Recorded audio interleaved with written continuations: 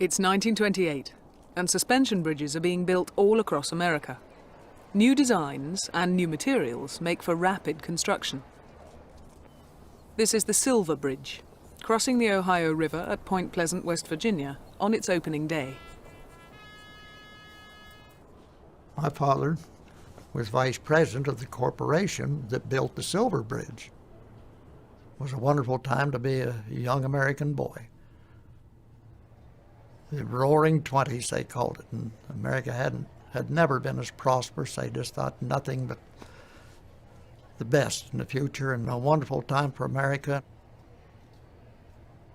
The St. Mary's Citizens Band marched at the opening of the Silver Bridge.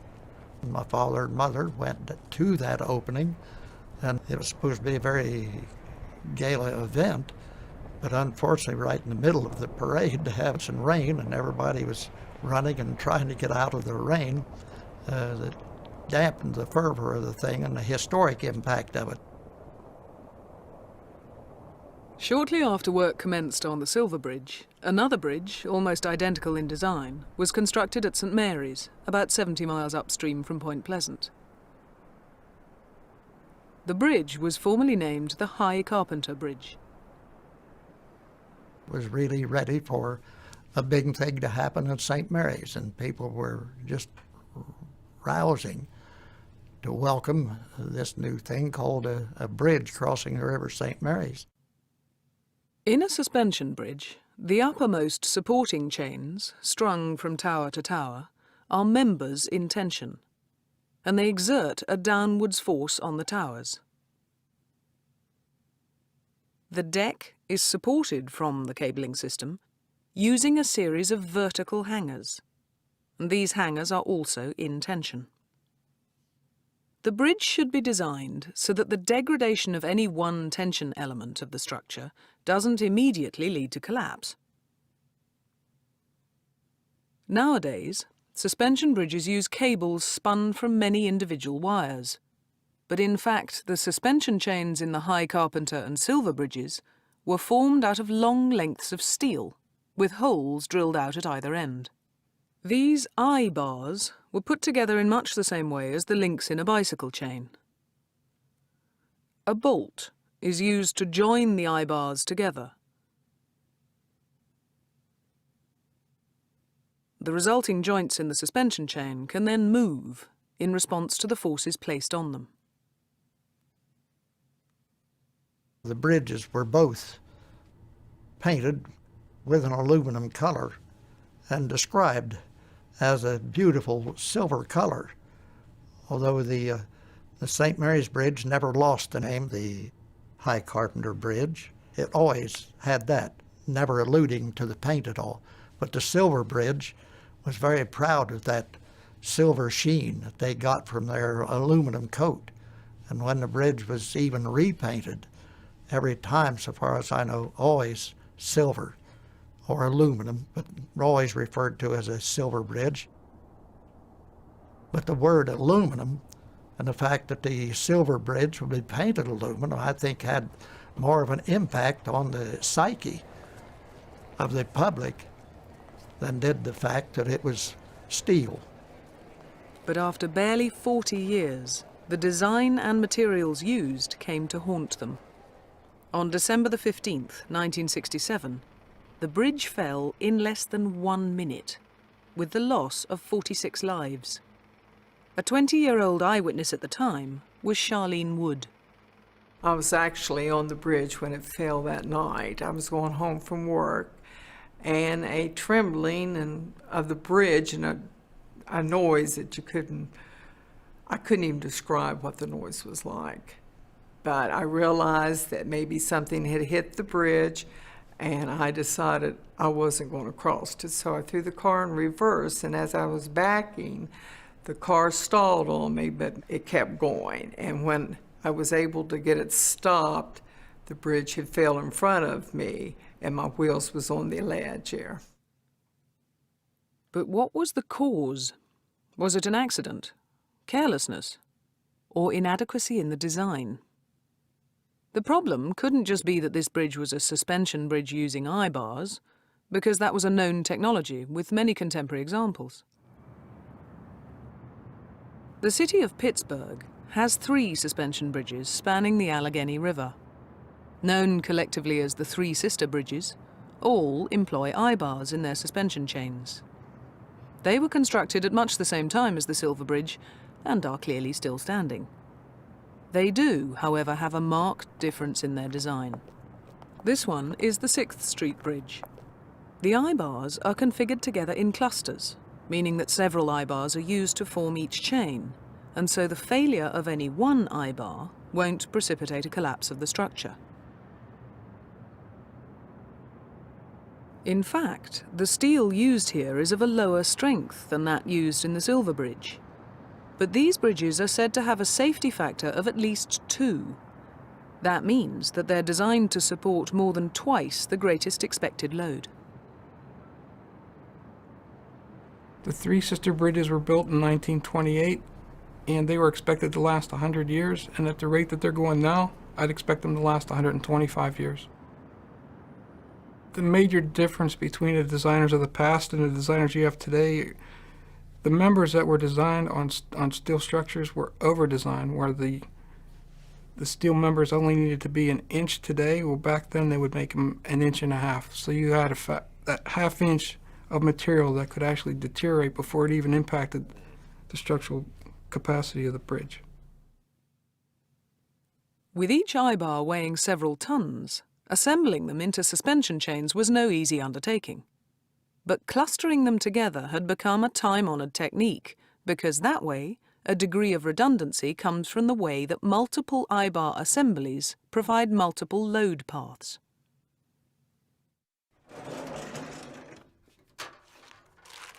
Photographs from the time of construction, along with the engineering plans, are still preserved in the local county archive. This is a plan view of the 6th Street Bridge. It's approximately 995 feet long and 77 feet high. And it gives general notes to the contractor or the erector on the assembly of the plant and giving the manufacturer's name of the American Bridge Company. The Pittsburgh-based American Bridge Company was able to employ the practice of building from either bank using a cantilever principle. It was necessary to stabilize the eye-bars in each arm with additional diagonal braces until, that is, the 2 arms met and the whole structure became independently stable. Each eye-bar cluster was, of course, clearly specified in the engineering plans. This sheet here shows you the assembly of the eye bar and the number of bars that are in the assembly which the pin goes through. The pinning, or threading, was itself a difficult undertaking because of the tight tolerance between the pin and the eye-bar holes. The material used was standard annealed mild steel, which is susceptible to corrosion, like many steels. Also, each eye-bar contained high levels of tensile residual stress from the manufacturing process, and that residual stress could be significant at the points where the eye holes were drilled out. A combination of tensile stress, a material like mild steel, and the corrosive environment of a bridge exposed to the elements and industrial pollution can lead to stress corrosion cracking. So incorporating more material in the form of multiple eye bars makes the overall design of the bridge safer against factors such as these. The construction engineers in Pittsburgh knew what they were doing and could rely on their own tried and tested expertise. At this time, the American Bridge Company also went on to construct both the Silver and High Carpenter bridges. However, those bridges were engineered by a different designer, who embraced a new high-strength, high-carbon, heat-treated steel, which, presumably, he thought meant that you could build a less substantial structure. Undoubtedly, he expected lower live loading than in Pittsburgh. But each bridge was a much longer span, and so the loads at the tops of the chains in the towers would have been greater than in the bridges in Pittsburgh. The towers themselves were less substantial structures as well. Yet, the designer felt sufficiently confident in the new material to proceed. The new design did have a safety factor of 1.5 when they were built, but that didn't account for the increasing weight and amount of traffic that each bridge would carry, as cars and lorries were to become heavier and more prevalent with time. Jack Fowler, a resident of Point Pleasant at the time of the disaster, now runs the local museum. The new bridge, of course, it was owned by local people, and they publicized and promoted it as a very high-strength material bridge. So the residents had no reason not to doubt that it was not going to be a nice, strong bridge, similar, though thinner in design, not the big chunky bridge that existed in some of the other areas, but they had complete confidence in it. And this nice silver shiny bridge that we had here, people loved it. And throughout the 39 years of existence, people had pride in the silver bridge. Following the Silver Bridge collapse, it was imperative to identify the cause precisely and identify the safety-critical parts of the structure.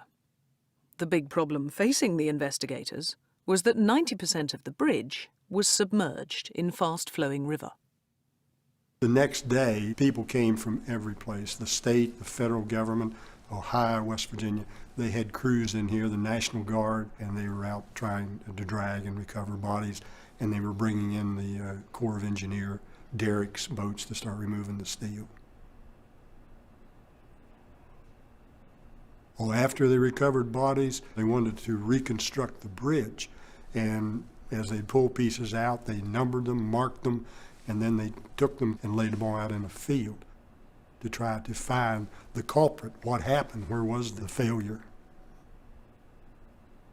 When they recovered the 330 I-bar, when they found the two pieces, that's when they started realizing that one of those must have fractured and separated or blew apart and caused the failure. So they focused on that. And I think from the investigation, that appears to be what happened. That's the analysis that we received about the failure. And that's the one we promote and talk about here at the museum. Most of the material that was recovered from the scene is long gone, but the museum did save at least a sample of an I-bar assembly, albeit one that has been cleaned and painted to look like new. This is a typical I-bar joint from the Silver Bridge, which was rescued after the disaster. It comprises a central pin over which the I-bars would have been pivoted. And the whole assembly is encapsulated by the very solid end caps, which themselves are attached by 1-inch bolts through the center of the pin. There's some interesting evidence of pitting corrosion on the bearing surfaces. This would be the bearing surface of the pin over which the I-bars would rotate. And there is considerable pitting under the track of one of the outer I-bars, and also underneath the cap, even deeper corrosion pitting caused during its lifetime on the bridge itself. So, what were the weather conditions on that evening of December the 15th, 1967? And how was the bridge being used at the time? The weather was kind of chilly. There was snow flurries coming, and it was getting dark. It was around, it was time when everyone was getting off of work in the evening time. Traffic lights on a bridge change the pattern to the traffic flow. Once it changes, then you've got all the traffic that's backed up, and they come, a wave of them rush across the bridge, and whatever's in that line, that's the load that you're going to get at that time. And it was on both sides, and it would work both ways. So as you can tell from our model, that there was a great many coming through from that last change of light in Point Pleasant. When there was heavy traffic on the bridge, there was a motion of going up and down, but I was told that that was normal. So I wasn't afraid of the bridge. The bridge, I don't think anyone ever crossed it that they didn't feel movement. That was a discussion of the community, of the area, because there was always swaying. It had the up and down motion from so much weight on it, and everybody always said, well, this bridge is going to fall someday. But then you look back at the design. It was a different design, and we felt that it because of the design, it had that built-in motion, so to speak. So you talked about it, but did you worry about it? No, but the motion was there. We experienced that personally. This is where the bearing surface would connect with the pin, and it's from roughly a position at right angles to the shank of the bar where the critical brittle crack which brought the bridge down actually started.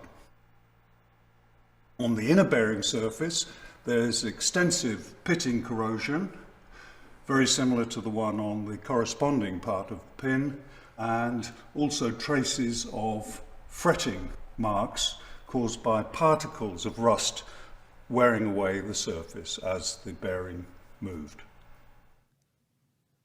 The eye-bar that failed, number 330, was positioned on the Ohio end of the bridge on its northern side. Back at the West Virginia end, Charlene Wood was approaching in her car.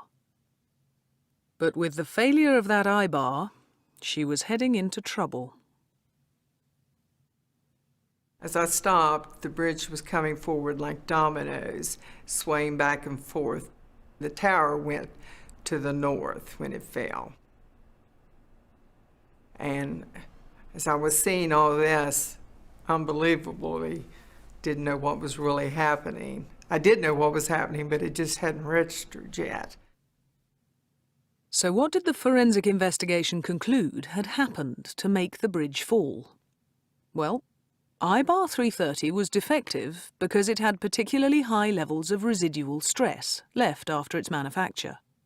The design of the eye-bar assembly meant that water could pool at the bottom of the eye hole, and the combination of the tensile residual stress and a corrosive environment had caused a stress corrosion crack to form. Hidden away, the crack had grown slowly over 39 years until it was about 3 millimeters long. Also, the steel used in the eye bars had a low toughness at the near freezing temperatures on the night of the disaster, making it susceptible to brittle fracture. Under a combination of the high live loading on the bridge and the reduced toughness of the steel, the relatively small crack caused a brittle fracture of the eye bar. At the point of failure, a brittle crack grew almost instantaneously down to the outer edge. This overloaded the upper side, which separated with some signs of ductility. The resulting asymmetric load on the pin caused it to twist, and the single eye bar that was left vibrated off the other side of the pin, at which point the chain was completely severed. The adjacent tower, being destabilized, started toppling and fell to the north. The road below twisted over, and the other tower was pulled down into the river as well.